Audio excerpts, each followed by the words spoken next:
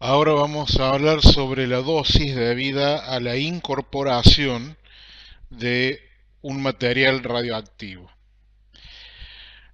Las vías de incorporación, las formas en que un individuo puede incorporar en su organismo un material radioactivo, recordemos que en este caso estamos hablando de la incorporación del material radioactivo, o sea, de la fuente propiamente dicha. Las vías por las que puede incorporar ese material radioactivo son cuatro: inhalación, ingestión, absorción a través de una herida y, para el caso de algunos radionucleídos, puede darse la absorción a través de piel sana. No de todos. Algunos radionucleídos son incorporados a través de piel sana. Típicamente el tritio, por ejemplo, es un radionucleído que se absorbe a través de piel sana.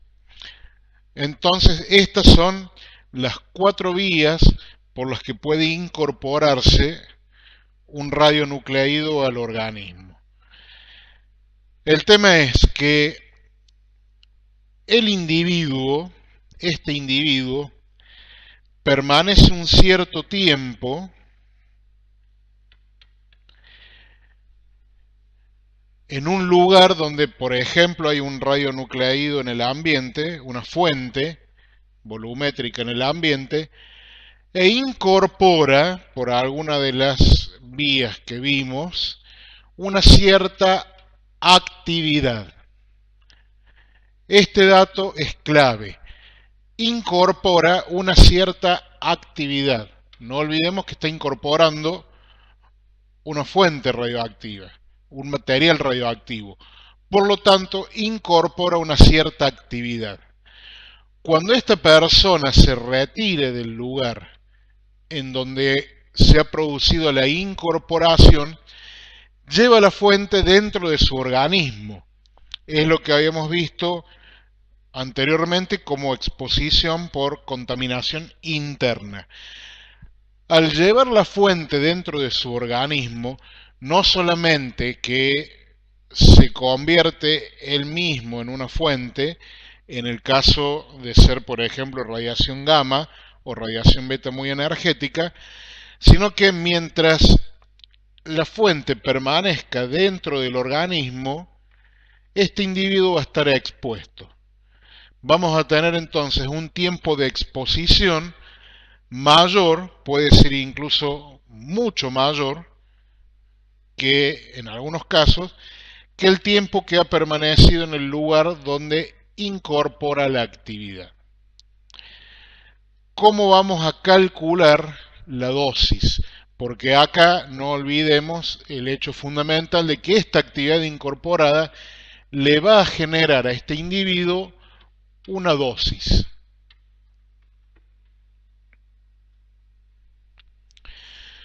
Tendremos que analizar cuál es el comportamiento de esta fuente radioactiva que está en el interior del organismo de este individuo a lo largo del tiempo.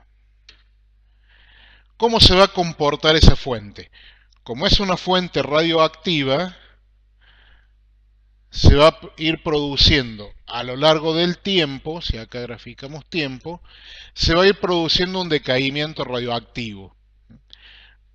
Una determinada cantidad de núcleos por unidad de tiempo van desintegrándose, siguiendo la conocida ley de decaimiento.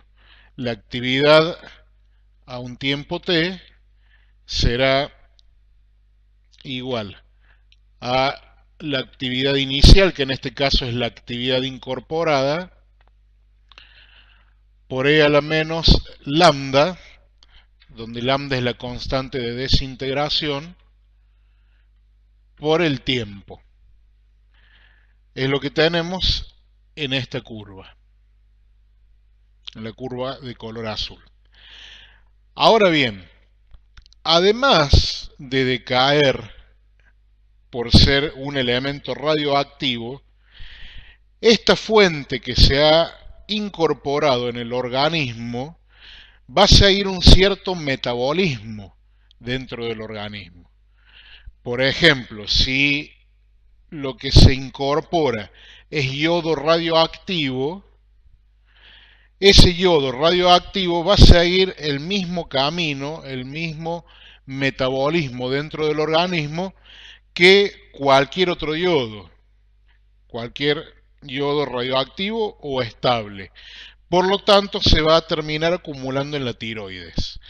Si lo que se incorpora, por ejemplo, es estroncio 90, el estroncio 90, el estroncio en general, tiene un comportamiento dentro del organismo similar al del calcio. Entonces se va a depositar en los huesos. Si lo que se incorpora es tritio, en general se incorpora en forma de agua triteada, por lo tanto dentro del organismo va a tener el mismo comportamiento que el agua común, que el agua no triteada, que el agua común, por lo tanto se va a distribuir por todo el organismo. Y como tiene un comportamiento similar a su correspondiente elemento estable y se comporta en el organismo como tal, va a ser eliminado también. El estroncio será eliminado con un cierto ritmo, al mismo ritmo que es eliminado el calcio. El yodo será eliminado biológicamente, independientemente del decaimiento radioactivo, será eliminado biológicamente como es eliminado el yodo estable o cualquier otro yodo. El tritio será eliminado como es eliminado el agua. Por lo tanto, tenemos, además del decaimiento radioactivo, tenemos una eliminación biológica propia del metabolismo de ese elemento dentro del organismo.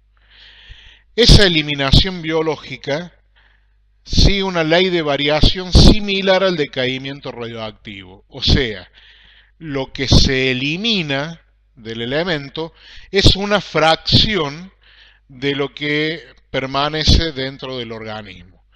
Por lo tanto,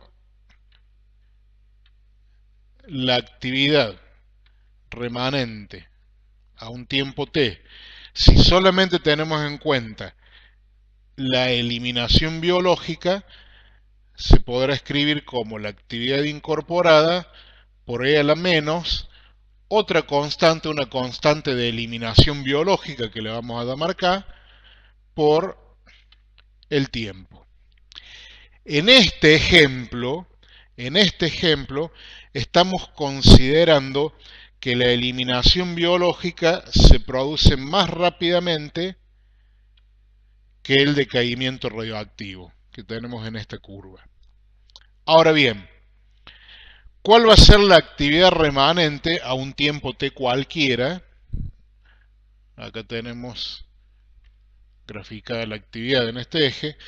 A un tiempo t cualquiera, ¿cuál será la actividad remanente de la fuente que se ha incorporado inicialmente? La actividad remanente, lo que queda dentro del organismo, es lo que teníamos, lo que se incorporó inicialmente, menos lo que se perdió por decaimiento radioactivo y menos lo que se perdió por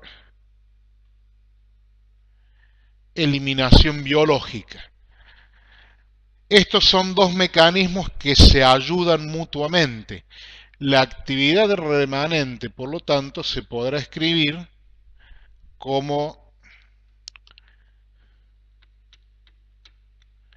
la actividad remanente a un tiempo ct será la actividad inicial por E a la menos lambda más K por T. Son fenómenos de nuevo que se ayudan mutuamente. Por lo tanto, al ayudarse mutuamente, la actividad remanente cae más rápidamente que si tenemos en cuenta cada uno de los fenómenos por separado. Y cae siguiendo esta ley de variación.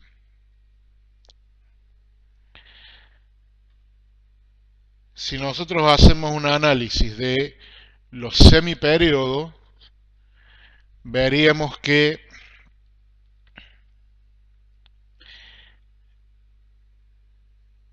este es el semiperiodo radioactivo.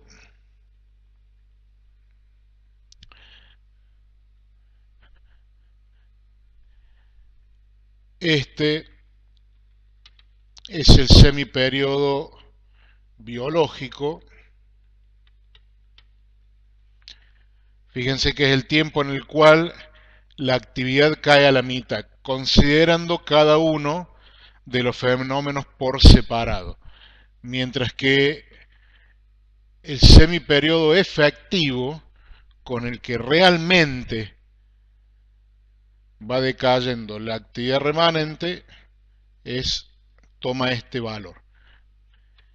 El semiperiodo efectivo es menor que cada uno de los semiperiodos radioactivo y biológico. En este otro ejemplo tenemos la situación contraria. El decaimiento radioactivo es más rápido, el decaimiento radioactivo, la curva en azul, es más rápido que el mecanismo de eliminación biológica. Pero de todas maneras, siempre el semiperiodo efectivo termina siendo menor que cada uno de los semiperiodos correspondientes a los fenómenos por separado. En este caso tenemos acá el semiperiodo radioactivo, casi similar al efectivo, y el biológico mucho más grande.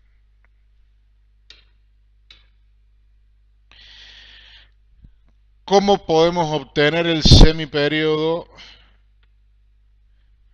efectivo, el valor del semiperiodo efectivo? Sabemos que lambda es logaritmo natural de 2 sobre el T medio radioactivo, mientras que K es igual a logaritmo natural de 2 sobre el semiperiodo biológico.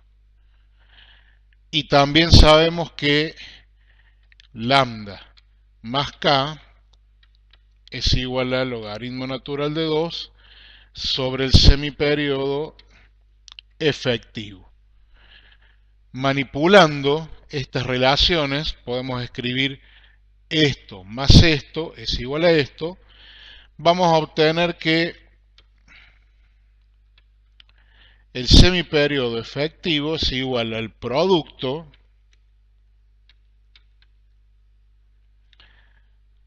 de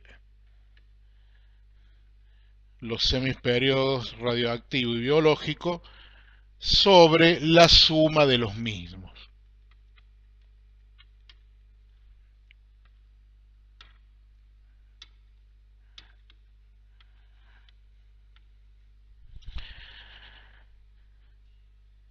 Tome el valor que tome cada uno de estos semiperiodos, siempre el semiperiodo efectivo es menor que cada uno de los semiperiodos radioactivos y biológicos, siempre. Entonces, si tenemos un individuo que incorpora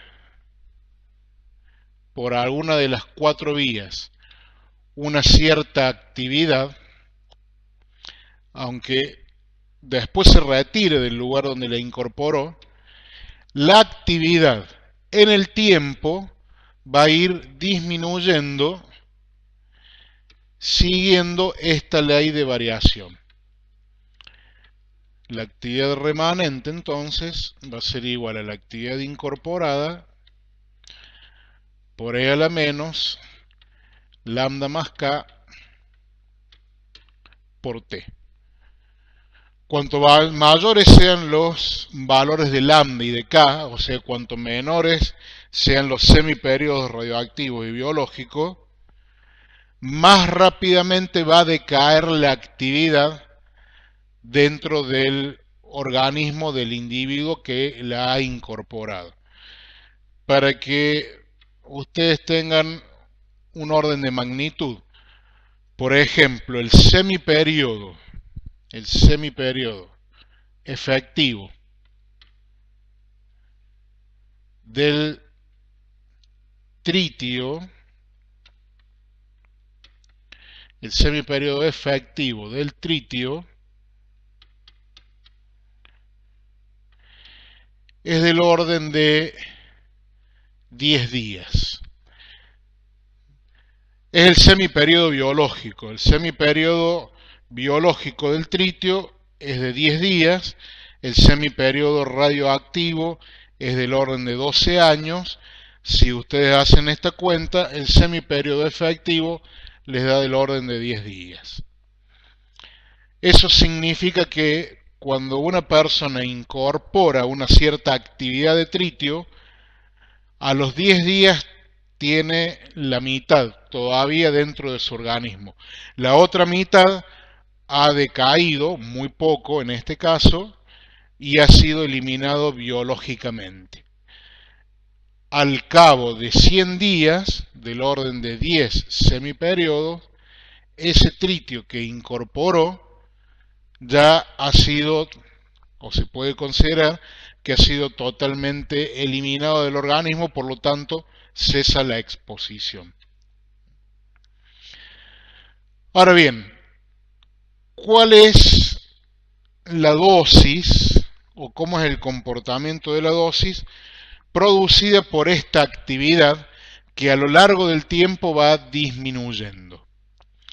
Si nosotros graficásemos la dosis por unidad de tiempo, lo que sería la tasa de dosis, va a tener este mismo comportamiento. Porque, supongamos, si tomamos periodos de semanas, la primera semana,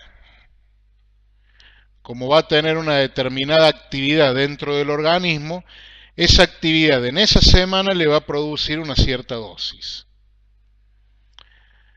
A la semana siguiente, la actividad ha disminuido. Por lo tanto, la dosis a la semana siguiente también ha disminuido. Y así sucesivamente, a medida que a lo largo del tiempo va disminuyendo la actividad, también va disminuyendo la dosis por unidad de tiempo, o sea, la tasa de dosis, siguiendo la misma ley de variación. La tasa de dosis a un tiempo t va a ser igual a la tasa de dosis inicial, o sea, a la tasa de dosis que genera la actividad que incorporó inicialmente, por E a la menos, y si la actividad va disminuyendo en forma exponencial, la tasa de dosis va a ir disminuyendo con la misma exponencial. Entonces acá nos queda lambda más K por T. Ahora bien, la dosis, que es lo que a nosotros nos preocupa, es una magnitud acumulativa. Si la primera semana la actividad que tenía dentro del organismo le provocó al individuo una determinada dosis y a la semana siguiente le provocó una dosis menor, la dosis total al cabo de la segunda semana, por ejemplo, va a ser la dosis que recibió la primera semana más la dosis que recibió la segunda semana. De nuevo, es una magnitud acumulativa. La dosis la calculamos como, a un tiempo t, como la integral entre un tiempo inicial, un tiempo después, de la tasa de dosis por diferencial tau. Por lo tanto, al ser la dosis una magnitud acumulativa, va aumentando a lo largo del tiempo. Parte de un valor cero y para este tiempo, por ejemplo, ¿cuánto vale la tasa de dosis? Para ese tiempo la tasa de dosis va a tomar el valor de esta área. Para un tiempo mayor, la tasa de dosis será el valor de esa área más el valor de esta área. O sea que va aumentando. Si nosotros hacemos ese cálculo de la integral,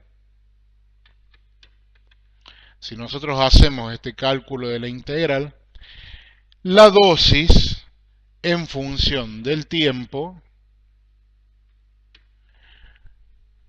nos queda de esta forma. Parte de un valor inicial 0, va aumentando, pero va aumentando cada vez con menos pendiente. Va aumentando cada vez más lentamente. ¿Por qué? Porque cada vez va quedando menos actividad dentro del organismo del individuo. Entonces, a medida que la actividad va disminuyendo, la dosis va aumentando, pero cada vez más lentamente. Cuando prácticamente no quede nada de actividad dentro del organismo del individuo, la dosis no va a sumar más valor y se va a mantener en un valor estable. La ley de variación de la dosis en función del tiempo tiene esta forma. La tasa de dosis inicial sobre lambda más k por 1 menos la exponencial.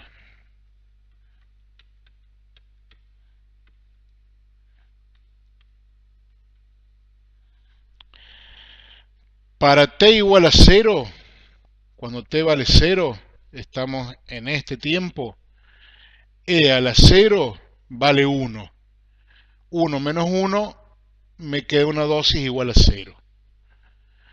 Cuando el tiempo es muy largo, cuando t tiende a infinito, esto, la exponencial negativa, cuando el valor del exponente tiende a infinito, esto va a tender a 0. Por lo tanto, me va a quedar que esta dosis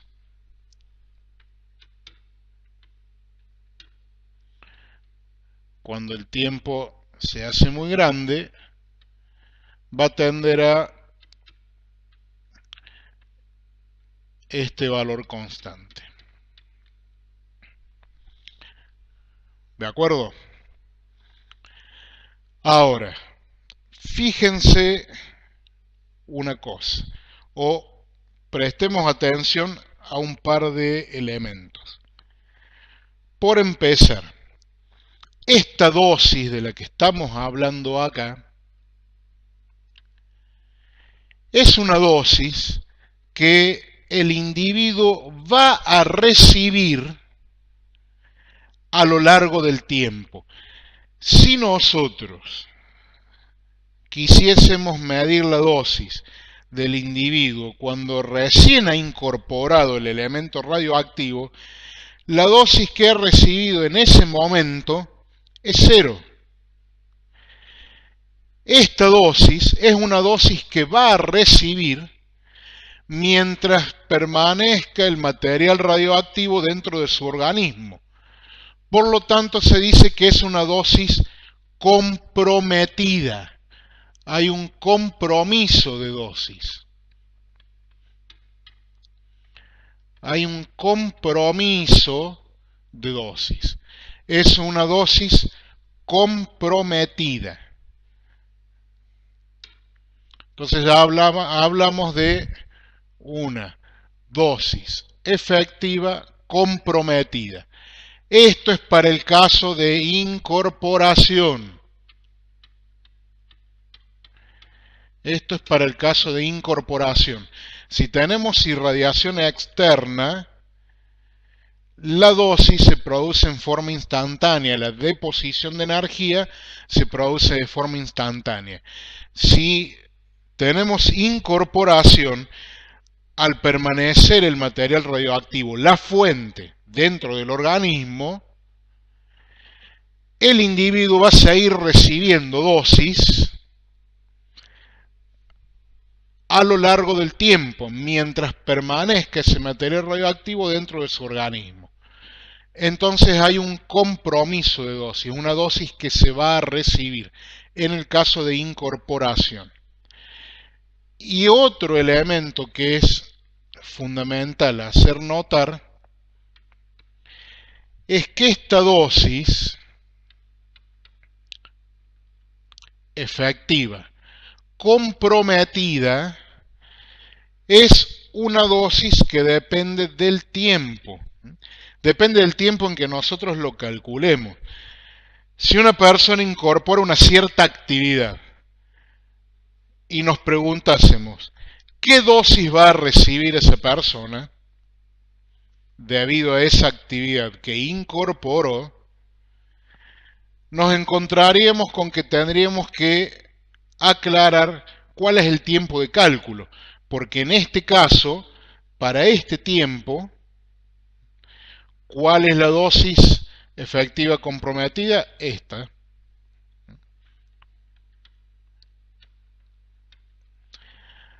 Ahora, la dosis efectiva comprometida a este momento es otra.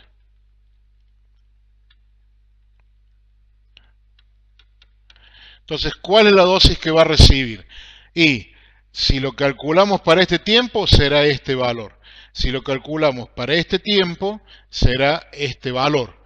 Entonces, en el caso de la dosis efectiva comprometida, o la dosis equivalente comprometida, en el caso de que estemos hablando de irradiación en un órgano o tejido en particular, siempre va a ser necesario aclarar cuál es el tiempo de cálculo. Una dosis efectiva comprometida, siempre va a ser necesario aclarar cuál es el tiempo de cálculo. La autoridad regulatoria para el caso de trabajadores, en la norma básica de seguridad radiológica, que vamos a ver en detalle más adelante, especifica que debe calcularse la dosis efectiva comprometida a 50 años debido a una incorporación.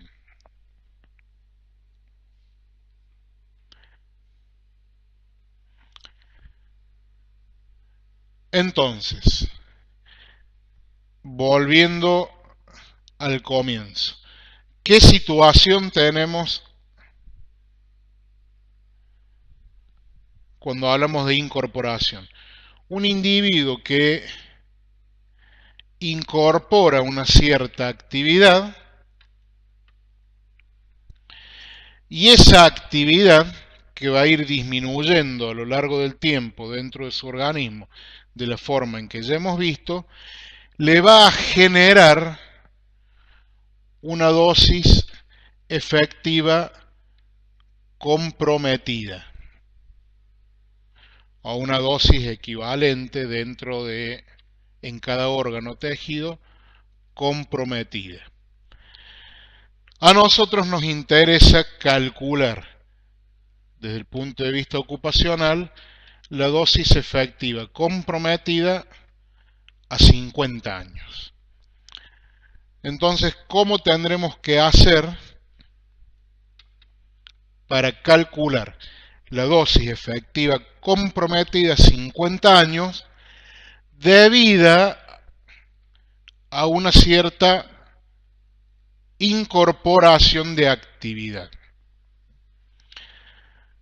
Es lo que vamos a analizar ahora. ¿Qué es lo que necesitamos calcular? Dosis efectiva comprometida a 50 años. ¿De qué va a depender esa dosis efectiva comprometida a 50 años? Va a depender, ya dijimos, de la actividad incorporada. A mayor actividad incorporada, mayor va a ser la dosis efectiva comprometida. Va a depender también del radionucleído. A igualdad de actividad incorporada, la dosis es fuertemente dependiente del radionucleído. ¿Por qué? Primero, porque va a depender del tipo de radiación, del radionucleído. Además, este radionucleído va a emitir fotones o partículas de una cierta energía. A distintas energías, distinta va a ser la dosis que genera. Pero además, el comportamiento dentro del organismo de cada radionucleído va a ser distinto. No es lo mismo el estroncio que se acumula en hueso y por lo tanto se elimina muy lentamente que el tritio que se comporta como agua y se elimina con un semiperiodo efectivo de 10 días. Por lo tanto, además de estos datos, el radionucleído también va a determinar el semiperiodo biológico. Pero este semiperiodo biológico no va a depender solamente del radionucleído, sino que va a depender también de la forma de incorporación.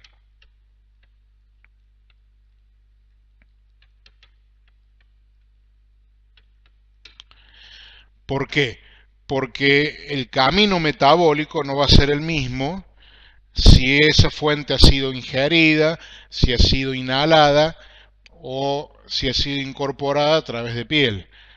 Por lo tanto, al ser distinto el camino metabólico, es distinto la dosis que va generando dentro del organismo. Entonces, la dosis efectiva comprometida a 50 años, para poder calcularla necesitamos conocer estos datos. ¿Cómo se hace para poder calcular la dosis efectiva comprometida a 50 años a partir de estos datos? Se procede de la siguiente manera. Se realizan modelos metabólicos del organismo. Maniquíes computacionales, simulaciones computacionales, pero en base a modelos metabólicos. Esos modelos, ¿qué es lo que tienen en cuenta? Las distintas vías de entrada por inhalación, por ingestión, por absorción a través de piel o absorción a través de herida, el comportamiento de cada uno de los radionucleidos dentro del organismo y las vías de eliminación. Una vez que ha recorrido el camino metabólico, ese radionucleido es exhalado o es eliminado a través de heces o de orina o a través de la piel mediante el sudor. Por ejemplo, acá tenemos un pequeño modelo metabólico del tracto gastrointestinal. Entonces, si un individuo ha incorporado una cierta actividad, el tiempo que permanece en el tracto gastrointestinal antes del estómago es despreciable, no produce dosis porque pasa muy rápidamente. Pero cuando llega al estómago ese radionucleido, va a generar esta actividad una cierta dosis en el estómago. Entonces vamos a tener acá dosis equivalente en el estómago.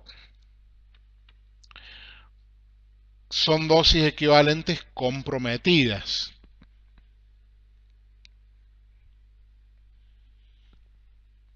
Porque son aún dependientes del tiempo. Son dosis equivalentes comprometidas porque son dependientes del tiempo. Mientras este radionucleido permanece en el estómago, parte decae radioactivamente. Entonces, la dosis en el estómago, dosis equivalente en el estómago, depende del tiempo. Después, parte de esa actividad, entonces pasa al intestino delgado. Acá estamos modelando cuánto tiempo permanece en el estómago y después pasa al intestino delgado. Por lo tanto, producirá una dosis equivalente en el intestino delgado que también va a depender del tiempo tau, porque permanece un cierto tiempo en el intestino delgado. Parte de esa actividad pasa a sangre y a través de sangre irá a distintos órganos, dependiendo siempre del radionucleido. Parte pasa al intestino grueso superior, generando dosis equivalente, y acá también, cuando vaya a algún otro órgano a través de sangre, también va a generar una dosis equivalente en ese órgano o tejido. Acá pasa, después de permanecer un cierto tiempo, al intestino grueso superior, donde va a producir otra dosis equivalente, comprometida,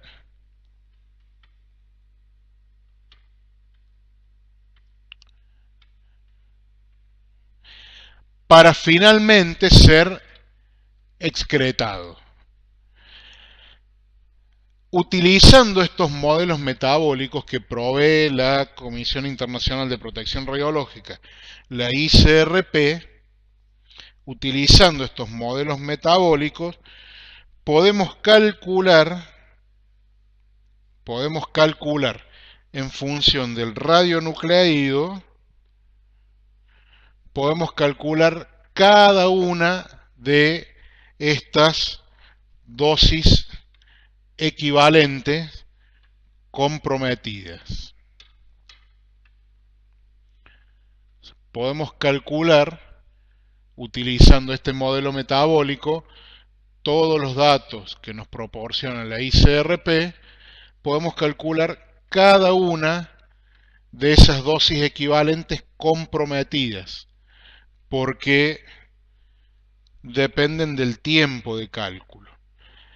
Y teniendo cada una de esas dosis equivalentes comprometidas, la multiplicamos por el factor de ponderación del tejido y obtenemos la dosis efectiva comprometida a un tiempo tau. Si nos interesa calcular la dosis efectiva comprometida a 50 años, tendremos que calcular cada una de estas dosis equivalentes comprometidas a 50 años. Y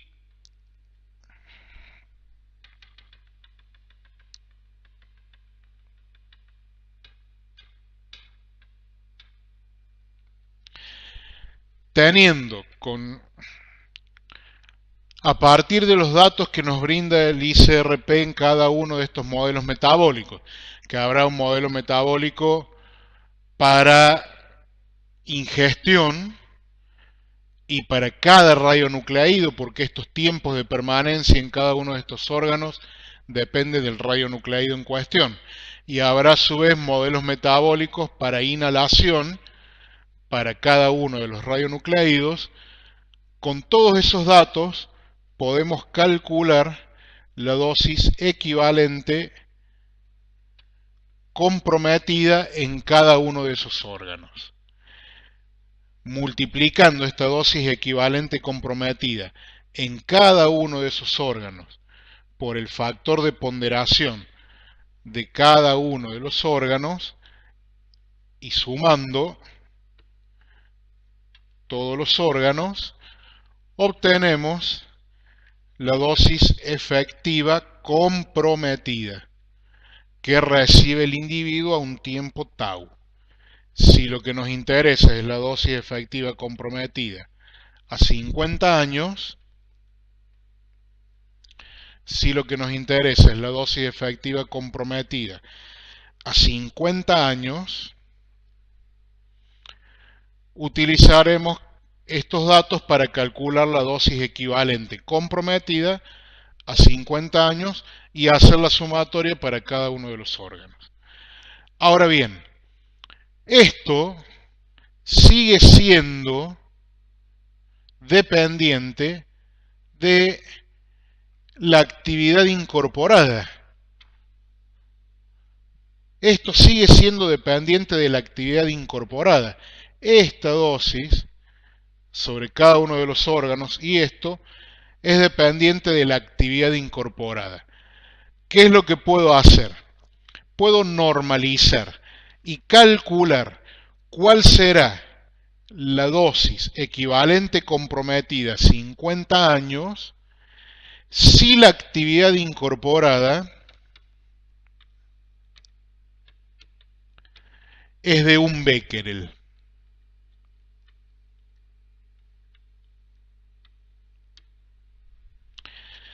Si la actividad incorporada es de 1 becquerel, la dosis efectiva comprometida a 50 años que obtengo, en este caso, será la dosis efectiva comprometida a 50 años para una incorporación de 1 becquerel. Por lo tanto, ¿cómo calculo la dosis efectiva comprometida a 50 años cuando la incorporación es distinta de 1 becquerel? La cálculo de esta manera. La dosis efectiva comprometida a 50 años será igual a la dosis efectiva comprometida a 50 años cuando la incorporación es de 1 becquerel por la actividad incorporada en becquerel. A este factor lo llamo factor dosimétrico.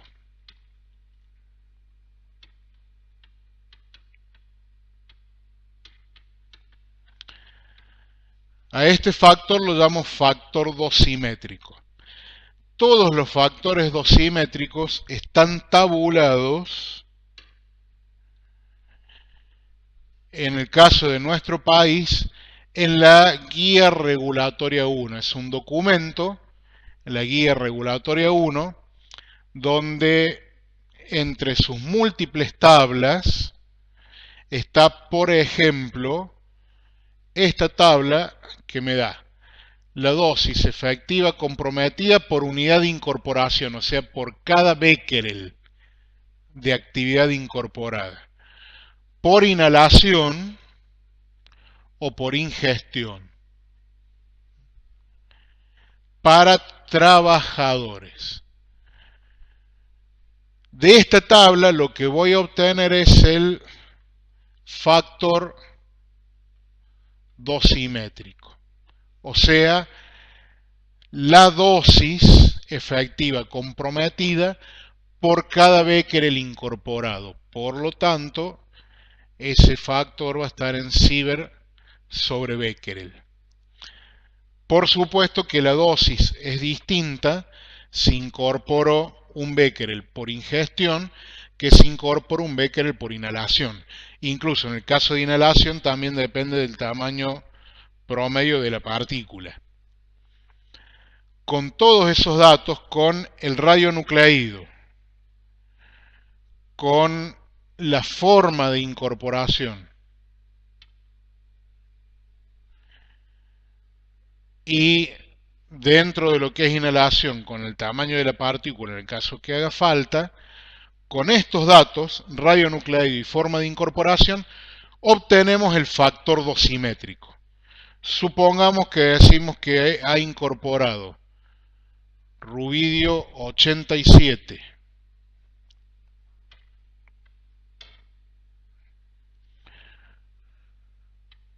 por ingestión. Entonces, el factor dosimétrico en cuestión será rubidio 87 por ingestión.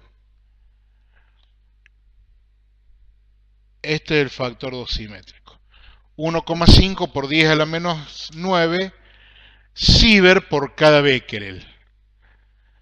Si incorpora 10 kilobecquerel, tendremos que multiplicar este factor por 10.000, 10 kilobecquerel son 10.000 becquerel, para obtener la dosis efectiva comprometida a 50 años. Entonces, de esta manera podemos calcular la dosis efectiva comprometida a 50 años en función del radionucleido, en función de la forma de incorporación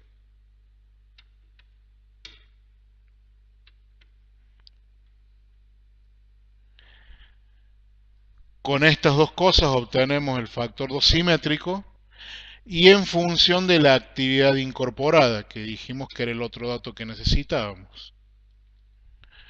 Con estos tres datos